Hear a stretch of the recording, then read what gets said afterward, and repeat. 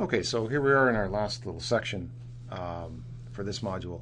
We'll be talking about single entry dispersed retention, stocking standard, which is quite a mouthful. We'll just call it CEDRS. We're lucky that we have a vowel in the acronym so that it sounds like something. And so, really, the take home message here is that it is really applicable for something other than timber.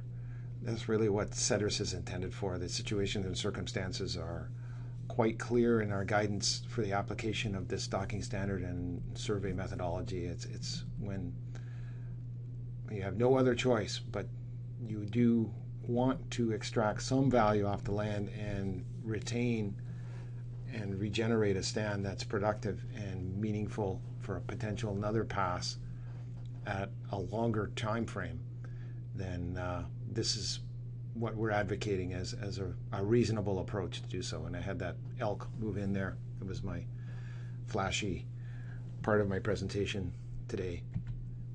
So, why CEDRS? It's a stocking standard framework designed to address stand level suitability issues on the coast associated with partial cutting practices. It's really to address some partial cutting that's gone on in the past and generated what you see on the left-hand side, which might not be actually the best condition that we would expect these stands to be in. Really an outcome from a board, Forest Practices Board report recommending very strongly that the government replace the multi-story single tree selection stocking standard being applied in these single entry even age stands. Really a misapplication of an approach and a misapplication of a survey methodology. So really advocating that if you have to go this route, hopefully you don't have to go this route, but if you have no choice, like in behind in the photograph you see the inside passage, and you wouldn't be able to log there unless you were able to hide it somehow because of the visual issues, then this is an option, and probably your only option.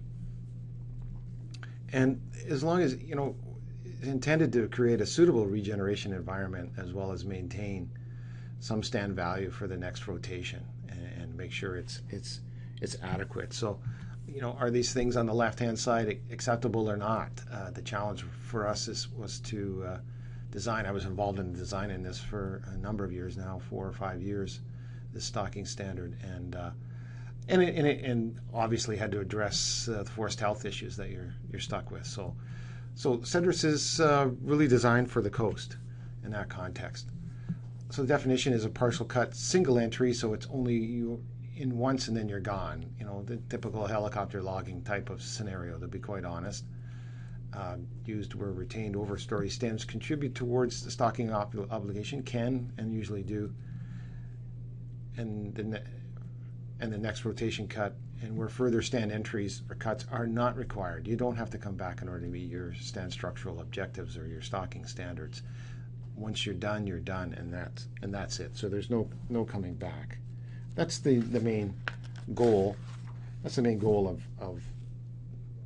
of this stocking standard and its subsequent survey methodology. So it's applicable only if the retention of dispersed stems is required to achieve a non-timber objective, other FERPA management objectives. So it's got to get trumped by a non-timber situation. If we're serious about growing trees, you don't want to use CEDRS. This is not necessarily the way to go on the coast here. And really, it's only applicable if your forest stewardship plan clearly states the situation of circumstances where the stocking standards would be applied. And with these photographs, you can see some illustrations that we've got this massive CMT in the center here, and there's a requirement within the landscape plan or the values established that has to be retained in the Queen Charlottes. There's a visual aspect that we need some retention from that VQO, and otherwise we wouldn't be able to take anything out. And the same with this one. We've got the terrain that we have the capability of leaving some stems and still be able to extract some volume and be able to regenerate in a reasonable time frame. So stands that will have dispersed basal area retention within 9 to 39 square meters. So The 40 square meters is the upper cap, and we found with our improvement on our table for Cedrus that 9 is really the threshold. We thought 5 wasn't before. It works more so for the interior, but 9 square meters for the types of stands that we're operating in where this is applicable. And we have to coin this too, that it's the tables were developed for cedar hemlock stands in site index 24. So it's not highly productive stands, and it's a cedar hemlock component. We found that at 9 square meters with cedar hemlock in the understory as well, primarily, that we get this cutoff at 9. It'll be more clearly illustrated as we move through the slides here. So Cedrus basically fits into the moderate retention category. It's not the stands on the bottom left where we can actually apply clear-cut standards if we are able to map these retention areas out, as we talked about in Module 1. If they're less than 9 square meters left within the whole opening boundary. And of course, when you've got enough stems greater than 40 square meters throughout the whole opening in this sort of lighter logged area, helicopter logged area, we can achieve it as an intermediate cut and leave enough volume and enough quality volume for another pass. Well, this sort of qualifies for Cedrus. What an evenly harvested block. I don't know how they did this. It almost looks like a spacing show, but just to give you the context of what would be appropriate. And again, this is within the viewscape, as you can see in the inside passage. I think it's the inside passage. So I'm going to get in a bit of detail here within the Cedrus framework. It's published within the CRIT website as well as within the Silviculture Surveys manual, so you can find it there in Chapter 9 as well. There's more detail. This graph is within Chapter 9 as well, and it just gives you some of the criteria and obligation criteria that is clearly spelled out, and it's separated by layer 1, so we can see these big guys here, and this amalgamated, grouped aggregate of layer 2, 3, and 4. And we just sort of go through the common criteria for regen and free growing. We've got something a little unique for regen, and then we have this free growing criteria. So it's fairly familiar with folks if folks are looking at regular stocking standards. So for the overstory, just the big trees here, layer 1's species as in the Forest Stewardship Plan. There's no minimum intertree distance.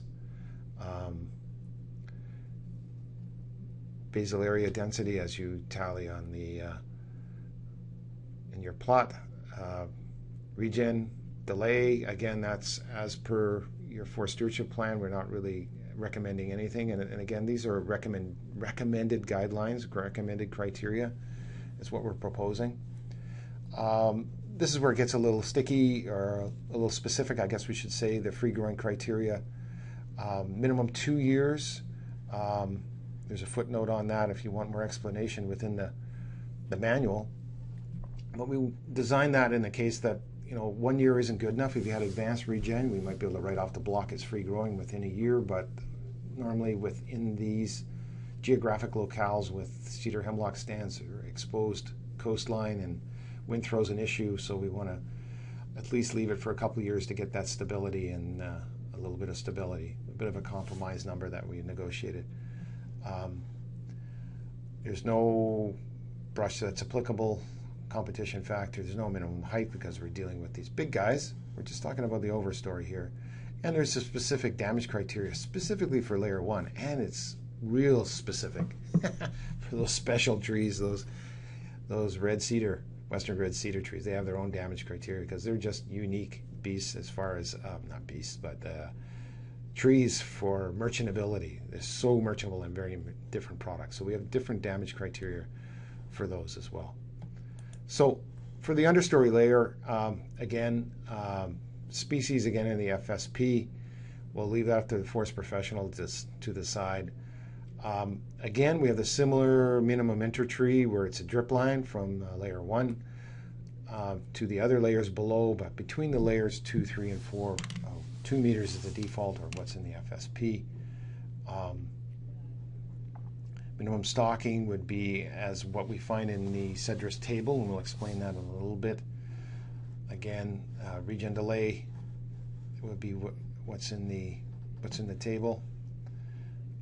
Again, the free growing would be a minimum of 2 years post free growing, post harvest. Brush competition factor, we leave that again up to the forest professional to make that judgment and what parameters they would use to make that.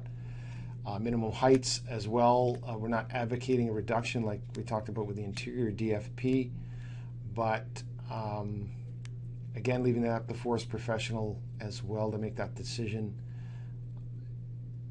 Targeting, I think there's a footnote up above, footnote 5, which says a maximum of 75% of the even-aged open. Minimum heights would be a bottom line criteria, but we were advocating not changing that at all at this stage. And again, the damage criteria for free growing, it's all lumped together for the 3 lower layers or understory layers, and they're specific that way. So again, a bit of a detailed chart here, not overly a little cryptic in its design, but at least it gives you an idea where we're going with this criteria. So what we did as a group, I guess the CEDRUS group team under the Coastal Region Implementation Team, we started with the original interior DFP table, which looks quite familiar. We've already gone over that in the previous section, and we developed a coastal version, which, like I had mentioned earlier, was designed primarily for cedar, hemlock, overstory and understory. Site index 24, recommended not to go any lower than site index 18, and definitely not any site index higher, because it's really this relationship was modeled using 2 forms of models, a Canadian one and an American one that was calibrated for cedar hemlock, and seems to work quite well with the testing that we've done. So what we're saying is you can have one option, you can use the table, very similar to what we used in the interior DFP table, same application, same type of approach, or you can use this option 2, which a lot of folks are advocating, and we as a design group advocate primarily use the tabular, which is a grouping of the basal areas. And don't worry if I have lost you yet, I will explain them both. So here's the coastal DFP table. Again, the same concept that I just went over with the interior DFP. Overstory density across the top, but I've done a little bit differently. I've just put stems per hectare, so regardless of what plot size you're using, that's your regen stems per hectare. And down the left-hand side is the basal area, as you can see here. You'll notice that the slope of the threshold line is a little bit steeper. It doesn't come over as dramatically, this strongly as the interior one does, and that's primarily because of the shade tolerance of cedar and hemlock is a little bit more, so they can handle a little bit more basal area in the overstory and not have a compromise in their growth as much as pine and spruce in the interior. What we're advocating for the coastal DFP is only 2 criteria as opposed to 4 in the interior, simplified it a little bit more. Our threshold for loss is 32% DFP, 0.32. Anything under that is unacceptable, growing loss. And then we're putting a cap on how many plots we would have in the open status, and that would be less than or equal to 25% of your plots in the open status in the red. So that's the criteria we're advocating for that survey methodology. And again, let's go back. If you have a number of plots that you're doing throughout, again, we recommend a fairly rigorous plot design for the previous DFP methodology that you've put in a lot of plots. And so your average, I just want to advocate that this is your average DFP. So you can have DFP all over the map, but then again, that the number of your plots, percentage of your plots, have to be majority of them, 75% of them in the green here. So as we moved from the DFP to tabular, which was kind of a concept that some members in the group came up with, we basically grouped wherever this line shifted with 32%, wherever that moved over, that 32% moved over, was a shift. And the first shift was below 9 square meters, so 0 to 8, and then it moved over. We actually had an impact of the overstory on the understory. And so we just grouped these areas into basal area groupings and grouped them in the basal area groupings into aggregates. And you can see that we ended up with these 4 categories in the middle,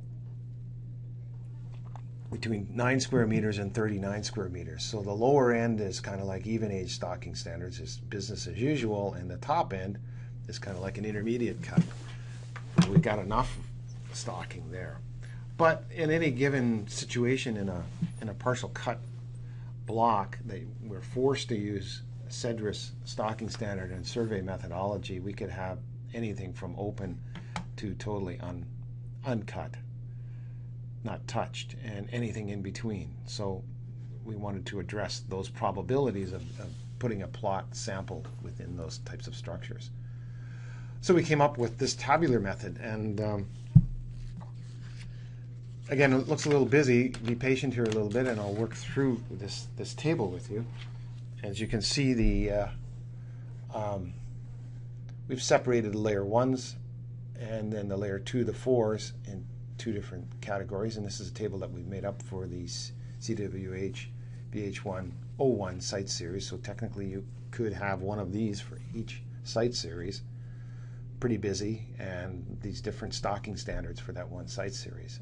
It's probably best, and folks, if they do it on the coast, they group the site series that they will probably work in. But that's another exercise, and there's some suggested methodologies on how to group that together and to get it into results as a stocking standard ID. A little bit of detail there, but as you can see here,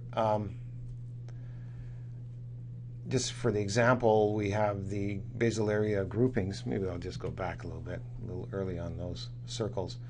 We've got 0 to 8 on the outside, and we've got greater than or equal to 40 square meters here, and so these are sort of the management areas. And so within these groupings, we have a corresponding target and minimum stocking standard for the regen layer. So the first step is to determine at the plot level what your basal area is, and then that will determine what your target and minimum is for the plot. And that's how it works, basically that way. Each plot could be here, the next plot could be here. You could have a plot there, and you could have a plot here. But actually, when you average out your basal area for the whole standard unit, it might be here, and then your target and minimum will be that corresponding one. Hopefully I haven't lost you. Maybe I have jumped ahead a little bit. Let's go to the virtual plot, our last virtual plot. Hang in there. We'll do one more magic virtual plot. So here's our 3.99 radius CEDRUS plot. We've got our handy dandy tabular table over here with the relationship groupings of basal areas on the top line, and our minimum and targets corresponding to that down below. And as you can see, we have a BAF 10. We need to know that. And we'll start doing our virtual plot here. And we'll do it in the context of doing the single plot and then how you would summarize it for the SU. So, first step is crop trees and your layer 1s. And again, the same sort of process as I showed with the deviation from potential.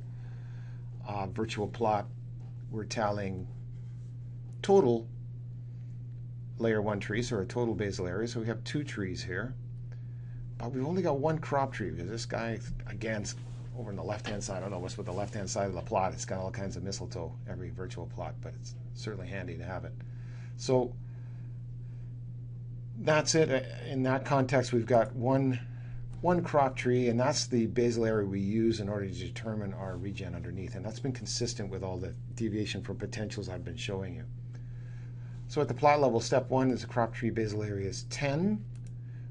And so what that means is that we're in this second category, and that means our understory minimum and target is 700. So basically, to call this plot stocked, I would have to have at least 300 well-spaced stems, either well-spaced or free-growing, and if you're depending on the milestone that you're declaring here, in the understory. So what have we got? So we have one well-spaced here. I can't accept this guy because it's too close to this mistletoe tree, and it's the same species. I could accept this one over here. I could accept this one over here. That's not doing too bad. But I can't accept these two because they're within the drip line of this overstory tree. And I can't accept these two either because they're the same species and they're too close to this one, and they're under the understory as well. So they get a double kick out of the plot. But I'm not too bad. I've got 3 other regen within this plot. I only needed 300 per hectare, but I actually have 600 per hectare. So it's actually a stock plot. Oh, where did my cursor go? There it is. So it's actually a stock plot. So that's good. We didn't achieve target. And achieve target in this opening, but we did meet our minimum. So collectively, across all of the plots, across all of the plots that you put within this standard unit, we end up, say, our average. We determine our average crop basal area, and in this case, it was a little bit higher. Say it was up into 16 or 20 square meter category. Then our minimum stocking standard would probably be higher, would elevate a little bit higher. Maybe, our minimum stocking standard would go down, or say it's around 200 or something like that, with those higher basal areas throughout the whole block. So then we would figure out our mean understory stocking, and it would have to meet that mean understory stocking. So if it was less than, say, 200 stems per hectare, you know, in this plot it was 300, which is in the red, but really over here it's 200. Our average for the whole block, then we would have to see what our average worked out to, and then it would be either free growing or well spaced or free growing. So hopefully that makes sense.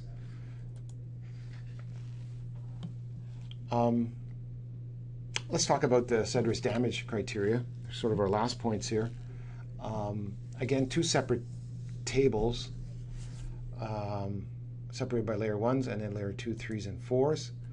Very similar even age criteria with multi-story layer criteria kind of mixed in, and then this